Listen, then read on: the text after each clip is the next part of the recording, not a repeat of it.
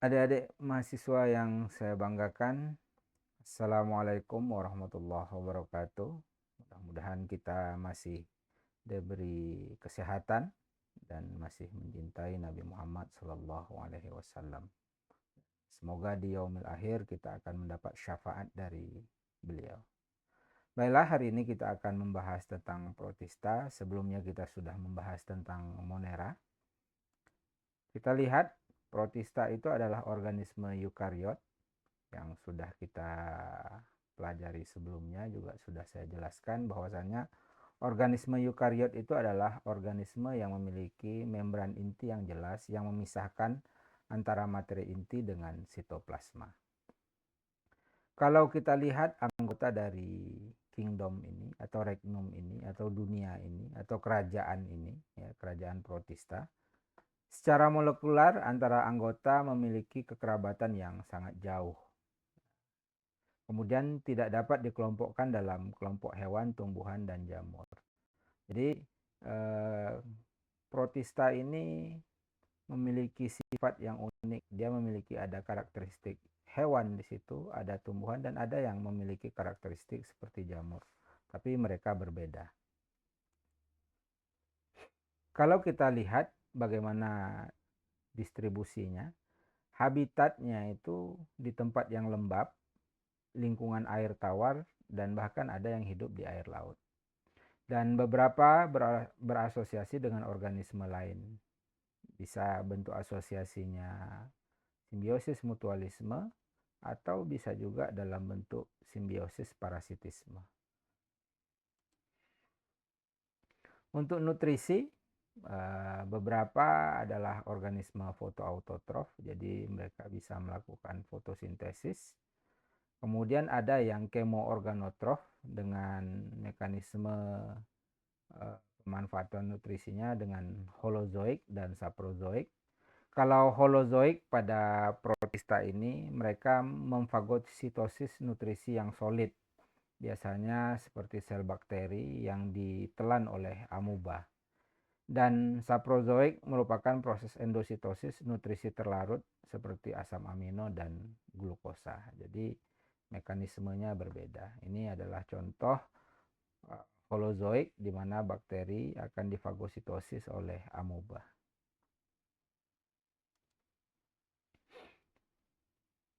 Kalau kita lihat secara morfologi, organisme dari kingdom protista ini adalah uniseluler dan ada beberapa multiseluler. Walaupun banyak para ahli yang tidak sepakat memasukkan organisme multiseluler di dalam kelompok protista, tapi ada juga ahli yang memasukkan organisme multiseluler di kelompok protista. Nanti kita lihat organisme multiseluler ini apa saja yang ada di protista ini. Membran sitoplasma disebut dengan plasmalema yang terdiri dari ektoplasma dan endoplasma. Memiliki kontraktil, sekretori, dan vakula makanan. Jadi kalau kita lihat dia punya ada kontraktil yang mengatur keseimbangan osmosis di dalam sel, kemudian sekretori mengeluarkan sekret-sekret yang dihasilkan dari proses metabolisme, dan dia juga punya vakula makanan yaitu berfungsi sebagai tempat penyimpanan makanan pada organisme ini. Ada yang memiliki silia atau ada juga yang memiliki flagella. Jadi silia dengan flagella ini berbeda. Kalau flagella dia dikenal dengan istilah rambut cambuk ya, untuk bergerak. Kalau silia dia dikenal dengan istilah rambut getar. Kalau kita lihat pengelompokannya, jadi protista ini ada yang mirip tumbuhan, itu dikelompokkan ke dalam domain alga. Kemudian protista yang mirip hewan itu dikelompokkan ke dalam domain protozoa, dan bahkan ada protista yang mirip dengan jamur.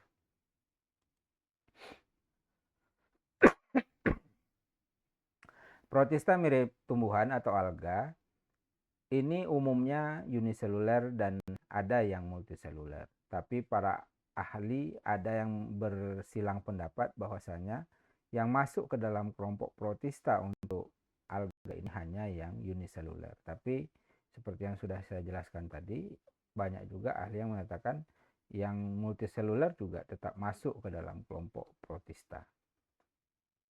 Kemudian ada yang hidupnya soliter dan ada yang berkoloni.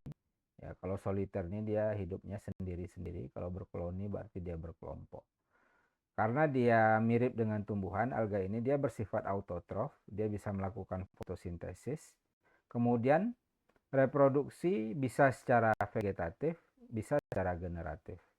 Kalau dengan vegetatif biasanya dengan membelah diri, fragmentasi, dan spora.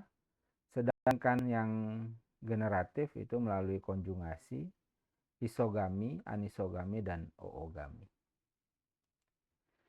Ini pengelompokan alga. Ya, biasanya yang dilihat itu adalah keberadaan dari zat warna yang membentuk warna pada alga itu sendiri.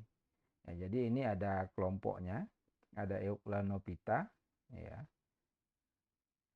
Secara morfologi dia adalah uniseluler, dia memiliki klorofil A dan B.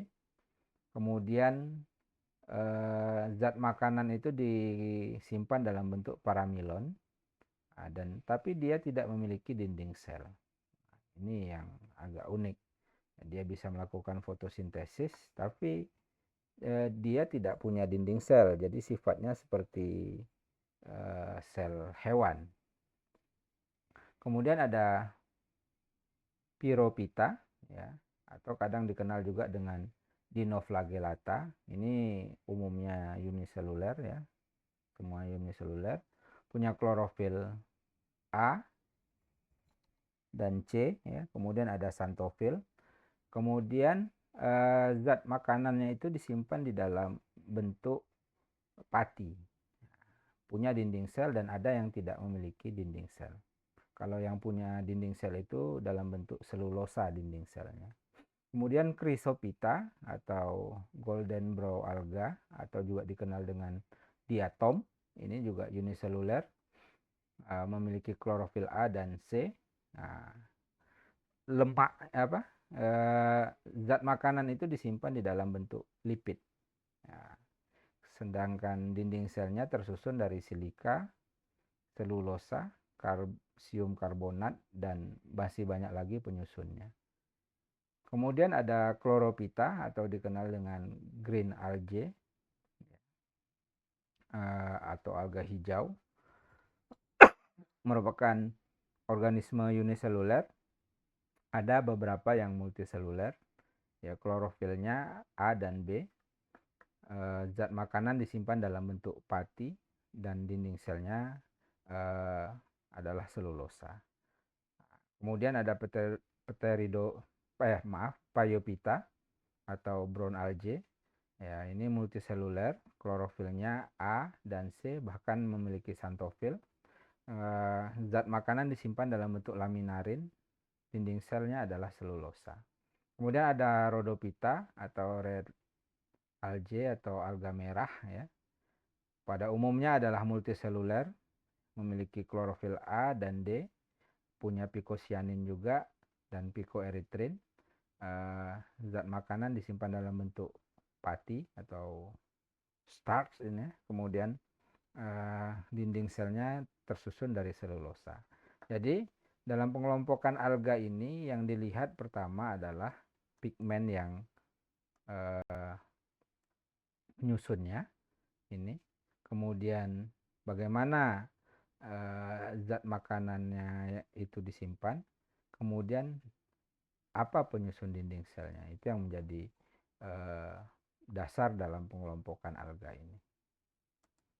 Ini kalau kita lihat contoh beberapa siklus hidup dari alga ini, kita lihat adalah di sini Chlamydomonas. Dia memiliki ada fase gametofitnya dan ada fase sporofitnya. Jadi dia punya dua metode reproduksi, ada yang secara seksual, ada yang aseksual. Kalau yang secara seksual ini Chlamydomonas dewasa akan menghasilkan sel gamet. Ya. Kemudian sel gametnya lepas ke lingkungan, terjadi perkawinan antara gamet jantan dengan gamet betina yang dikenal dengan istilah singami di sini. Kemudian terbentuk zigot, zigot berkembang dan menjadi Chlamydomonas. Kemudian Chlamydomonas ini akan berkembang lagi menjadi Chlamydomonas dewasa. Atau kalau kita lihat yang secara aseksual, dia akan menghasilkan zoospora. Ya. Nah, zoospora ini dia sifatnya diploid ya. Nah, karena dia diploid, dia sama dengan sel induknya. Kemudian zoospora ini keluar dari sel, nah, kemudian terbentuk Chlamydomonas dewasa. Ini adalah contohnya dari laminaria. Ya, kalau kita lihat laminaria ini, yang laminaria dewasa ini akan melakukan meiosis sehingga terbentuk zoospora. Ya, zoosporanya ini ada yang berkembang menjadi zoospora jantan dan ada yang menjadi zoospora betina. Jadi zoospora jantan dia akan menghasilkan anterozoid ya. Kemudian zoospora betina akan menghasilkan sel telur. Kemudian terjadi fertilisasi, terbentuk zigot dan berkembang menjadi laminaria dewasa. Kemudian kalau kita lihat fukus ini sudah lebih spesifik lagi dia dibandingkan dengan laminaria. Karena di fukus ini ada sel yang berperan atau bagian dari fukus ini yang berperan, ada yang menghasilkan anterozoid, yaitu dikenal dengan anteridia. Kemudian ada yang menghasilkan telur yang dikenal dengan oogonia. Jadi sudah ada bagian-bagian sendiri menghasilkan anterozoid ya, yang dihasilkan oleh anteridia dan telur yang dihasilkan oleh oogonia. Kemudian terjadi peleburan antara anterozoid dengan telur ini sehingga terbentuk zigot. Nah, zigot nanti akan berkembang menjadi fukus dewasa. Kemudian kita lihat protista mirip hewan atau yang kita kenal dengan protozoa. Protozoa itu berasal dari bahasa Yunani ya. Jadi proto dan zoa. Proto itu berarti pertama, zoa berarti hewan. Jadi dia adalah hewan pertama.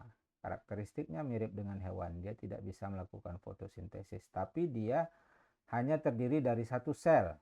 Nah, berbeda dengan hewan-hewan metazoa yang memiliki banyak sel, dia hanya satu sel. Jadi ada dugaan menurut ahli evolusi bahwasanya protozoa inilah yang menjadi cikal bakal dari metazoa atau hewan bersel banyak.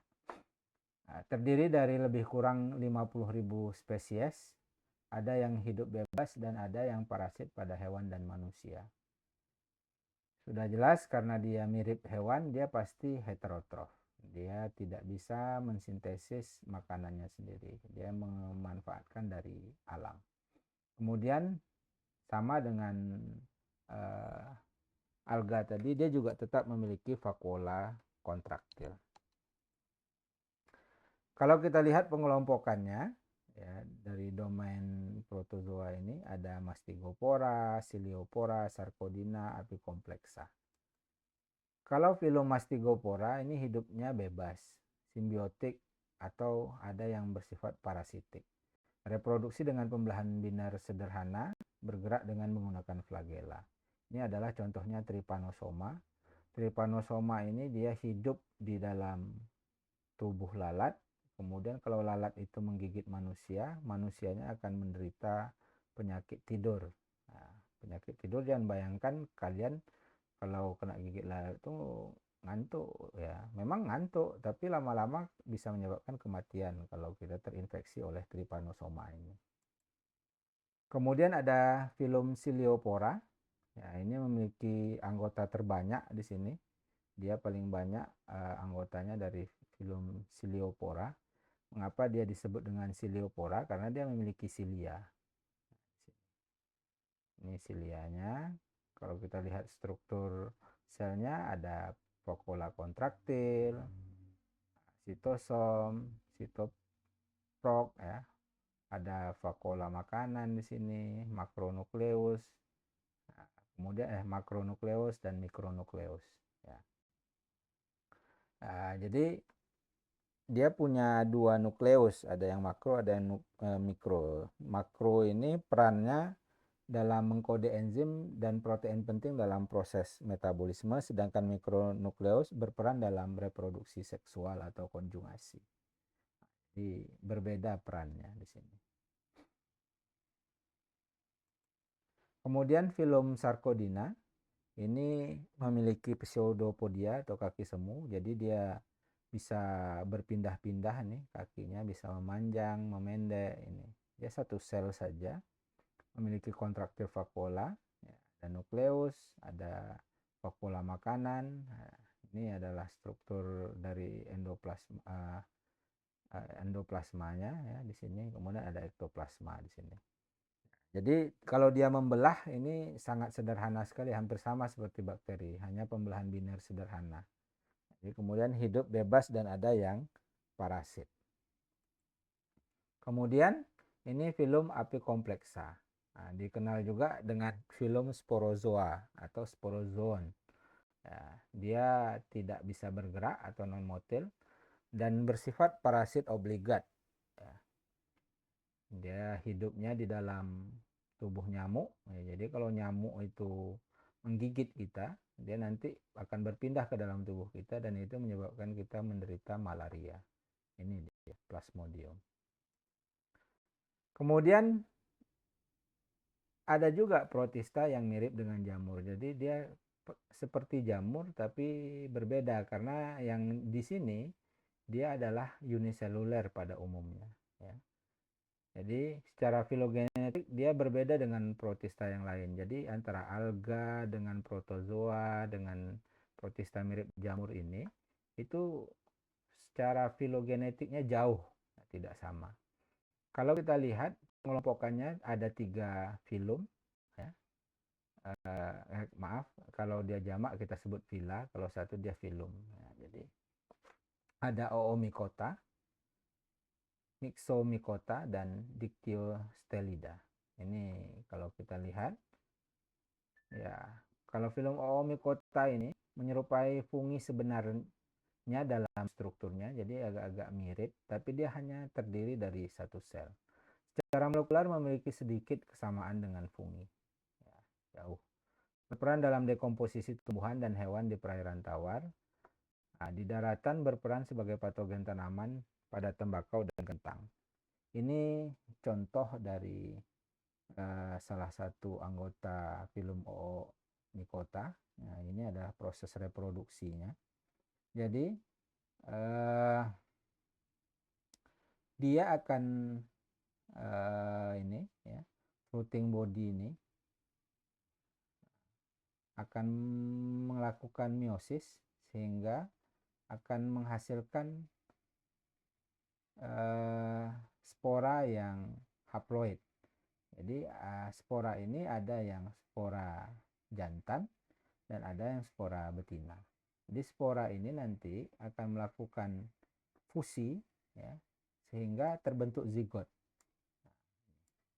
Terbentuk zigot.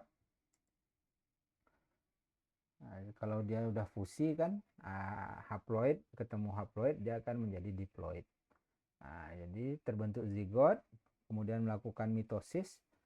Tetapi mitosis yang terjadi pada Fusarium ini berbeda dengan mitosis pada umumnya. Karena sel-sel yang sudah membelah itu dia tidak terpisah. Dia akan melakukan tidak terpisah sama sekali sehingga dihasilkan multinukleat. Ya, jadi dia akan menghasilkan multinukleat amuba di sini. Nah, kemudian multinukleat amuba ini akan berubah menjadi plasmodium dan menghasilkan floating body lagi. Nah, dan begitu seterusnya siklusnya. Kemudian ada filum myxomycota, ya. Pada satu tahapan siklus hidupnya membentuk amoeboid juga. Kemudian sel amoeboid melakukan fusi untuk membentuk sel diploid plasmodium. Nah, ini kalau kita lihat ya, plasmodium dewasa ini akan menghasilkan sporangia, ya, membentuk sporangia, sehingga ada sporangia atau sporangium muda. Sporangium muda ini kemudian akan dewasa, ya, matang dia, kemudian pecah ke lingkungan. Jadi sporanya akan bergerminasi. Ada yang bersifat seperti spora jantan dan ada yang bersifat seperti spora betina. Kemudian terjadi fertilisasi, ya, sehingga terbentuk zigot. Nah, zigot akan membentuk plasmodium muda dan berkembang menjadi plasmodium dewasa. Nah, ini mirip dengan jamur tapi dia bukan jamur. Kemudian ada filum Dictyostelida. Dia amoeboid uniseluler. Nah, kemudian reproduksi secara aseksual melalui agregasi sel dan pembentukan floating bodies. Reproduksi seksual dilakukan melalui pereburan sel gamet jantan dan sel gamet betina. Sebetulnya prosesnya itu hampir sama saja, cuma beberapa tahapannya saja yang berbeda. Ini kalau kita lihat, ya, ini dia akan menghasilkan amuba yang ini maksudnya bukan protozoa amuba, ya, tapi dia disebut amoeboid sifatnya. Jadi sel-sel amoeboid ini, ya, Dictyostelida ini dia menghasilkan sel-sel amoeboid. Kemudian amoeboidnya akan mengalami pembelahan, tetapi proses pembelahannya itu dia tidak akan berpisah dari sel yang membelah itu. Dia mengkongregasi di sini, kemudian terbentuk amuba, ya, di sini bentuknya seperti ini. Kemudian amubanya dari bentuknya seperti ini akan berubah seperti kalau kita lihat, ya, kayak kepompong. Nah, dia menghasilkan floating bodies. Floating bodiesnya menghasilkan spora. Sporanya ini ada spora jantan, ada spora betina. Nah, itu kemudian spora ini lakukan fertilisasi sehingga terbentuk lagi amoeboid uniseluler ini. Itu saja pertemuan kita untuk kali ini. Nah, terima kasih atas perhatiannya. Mohon maaf atas banyak-banyak kekurangan dan kekhilafan. Billahi taufik wal hidayah. Wassalamualaikum warahmatullahi wabarakatuh.